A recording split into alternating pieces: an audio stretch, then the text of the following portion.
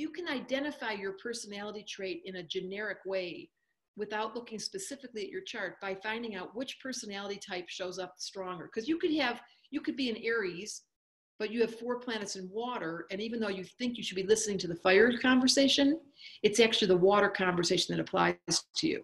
So that's why I'm talking in generic. If you, let's just back up for a second.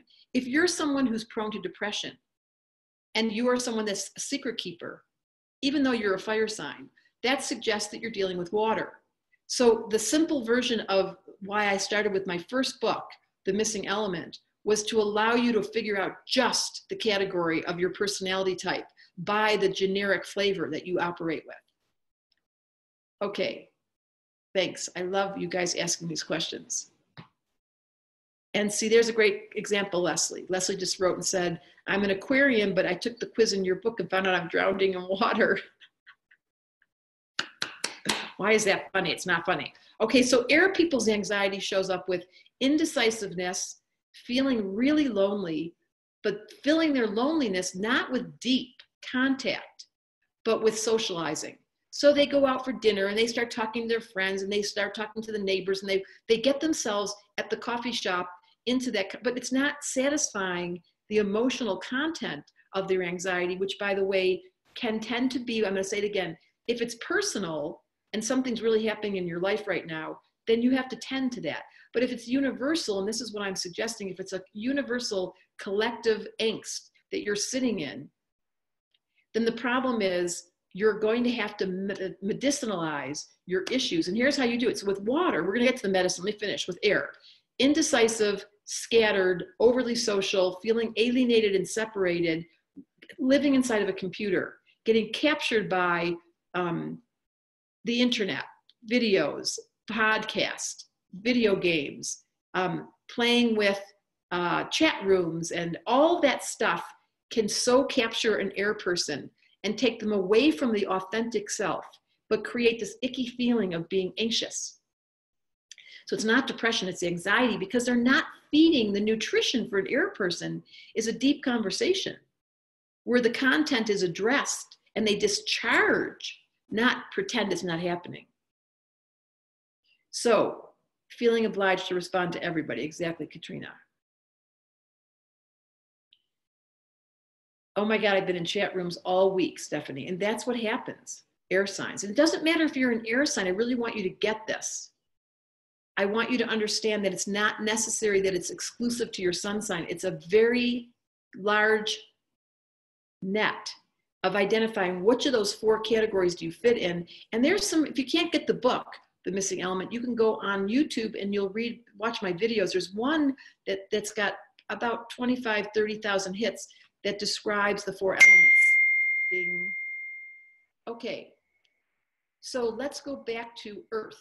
If Earth is the issue, and it's been you've been noticing the anxiety, and this would show up more with, if an Earth person was living with low-grade anxiety, it would show up with a feeling of never being good enough, a little bit of a sourpuss, not happy, feeling grumpy, feeling like you're always the one doing everything. Sorry about that. I don't know how to turn that bell off.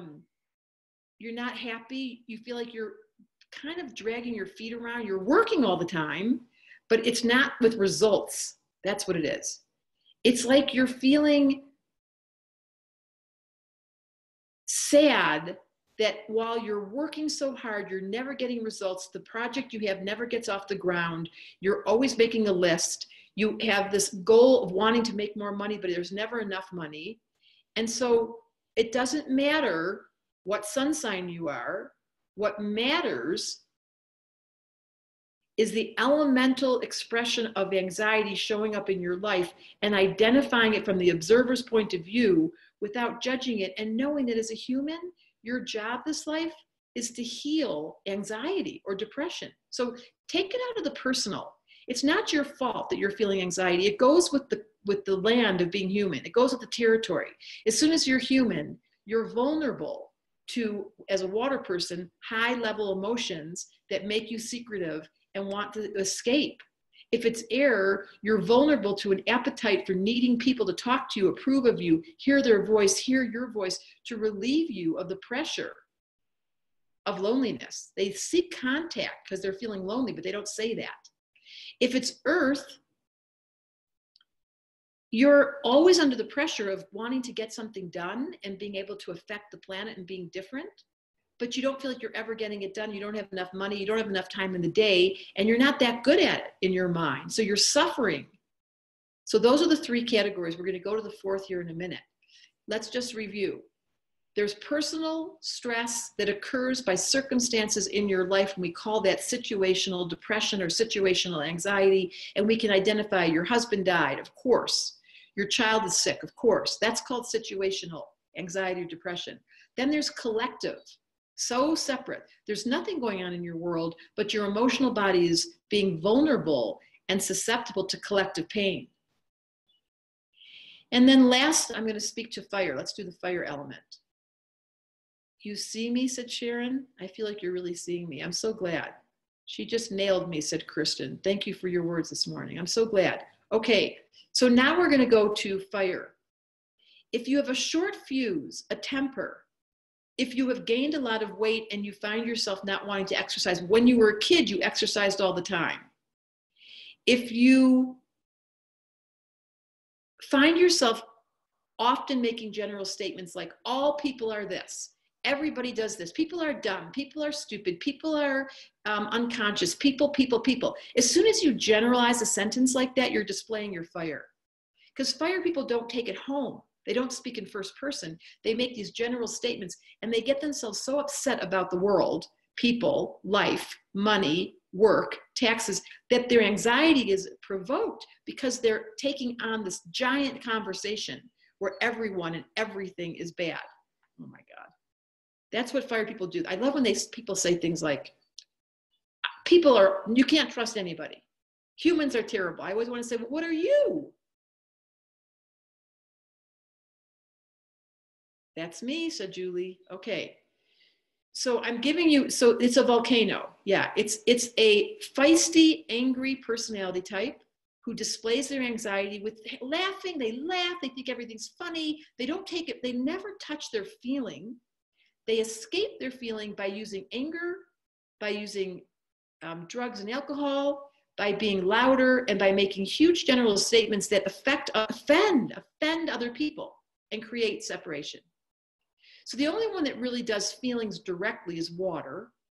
And they tend to be vulnerable because it's so deep how much they feel and how sad they are. The air people in anxiety are confusing because they talk a lot. And they don't really know they're feeling any anxiety, and therefore they sustain it by keeping the busy conversation and researching and going on YouTube and going into Google. And the earth people are working and cleaning and fixing, and no one ever does what I do. I'm always paying for everything, and you don't appreciate me, and it creates anxiety. And then the fire people do those big, fat, I think they're so funny, generalizations. Now, Joanne, are you a combination? Yes, you're a combination. Everyone is a combination. But when you read the missing element, or you take the course, the astrology course, which we have a wait list for, so of course you're welcome. When you take the course, you become very clear, one, what is your life lesson? I would say the most important is Saturn. Saturn is going to tell me the element where your greatest vulnerability is. So yes, we're all things, but as an astrologer, when people say things like, I'm all of these and I don't really relate, that's not true. You can really hone in on one or two elements that are predominant in you, and you can certainly find the missing element. And this is why the book is so important. When you find the missing element and you put that back into the equation, it's a great Christmas present, because it comes with a chart. When you order the book, we send you a chart inside of it. When you find the missing element, what happens is you then turn on your observer. Like for me, for many years, I didn't understand water. So when I was younger, being quiet or being alone or being scared, I just walked right over all of that. I was fearless, and I was totally emotionless, and I was completely avoiding. When I learned my missing element was water, I let myself cry. I learned how to cry. I learned how to feel. I opened up that doorway, and that's what I'm inviting all of you to do. The earth people want change. They want a result. They want to do something, but they don't want to stand in front of the group because they're shy. They don't want another job. They know something's wrong, but they're not prepared to do something in a collective way. That's fine. The water person would ask the question, what do I do with depression when I'm so sad about what's going on?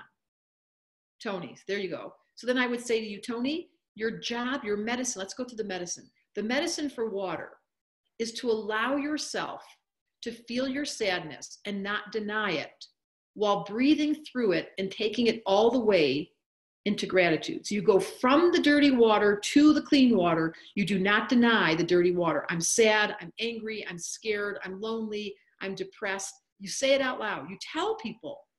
To say the sentence, I'm lonely, for a water person is a miracle.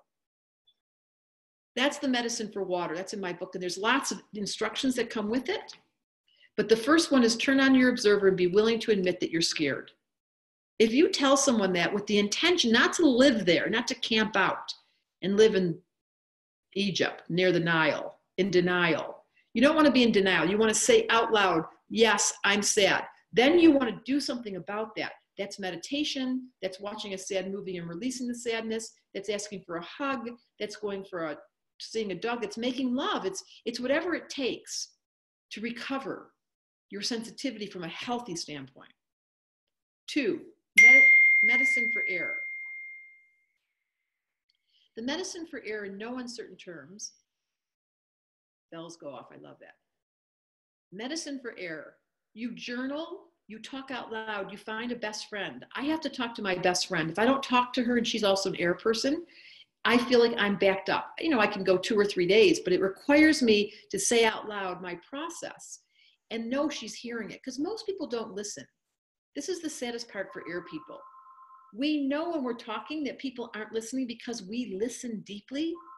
And when others' bells are going off, that's so funny. I talked about calling someone, the phone's going. Bells are going off for me and my gal. And we're done. I have to talk out loud. I have to say my issues, and I have to know someone's listening. It can't just be talk. It has to be heard. So the medicine for air is you find your person. It could be a journal, but you've got to find somewhere to say out loud, I'm lonely, I'm scared. You've got to discharge the negativity. I'm an introvert Gemini. My missing element is fire, Sandra. Well, we're going to get there. If your missing element is air, you're going to talk. If your missing element is earth and you're suffering, you have to have this mantra. I'm doing enough. I'm enjoying this moment. Try this sentence. I love to work. I love to clean. It's always the earth person at Christmas or Thanksgiving who does the holidays and suddenly finds themselves being the one who's cleaning up and doing all the work at house and taking away the dishes and doing the garbage and then they start to feel stressed, they feel lonely, and they have to be able to say, you know what, I love cleaning. And then last is fire. And that's where the art comes in, Monica. This is where you must be creative. Fire people, I know Monica Parker has Saturn and Sag. You have to get your artwork out. Fire people's medicine is go be creative.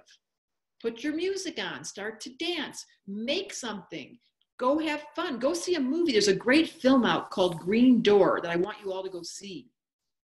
The personality is modified by the story that you're in right now. It's relative to your story. So let's say when I had 2 kids living in my house and a husband and I was playing house, let's say I was in my 40s, 1,000 years ago, my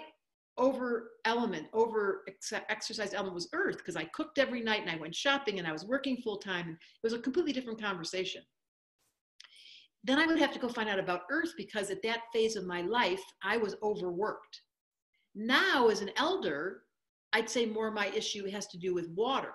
How willing am I to sit still? How willing am I to stop? I had a dream last night about my grandmother.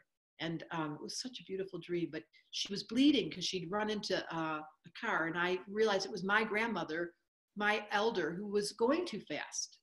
So it depends on what era of your life you're in, where your progressed moon is, what the nature of your life lessons. There's a lot of factors, but this is why the book works so well.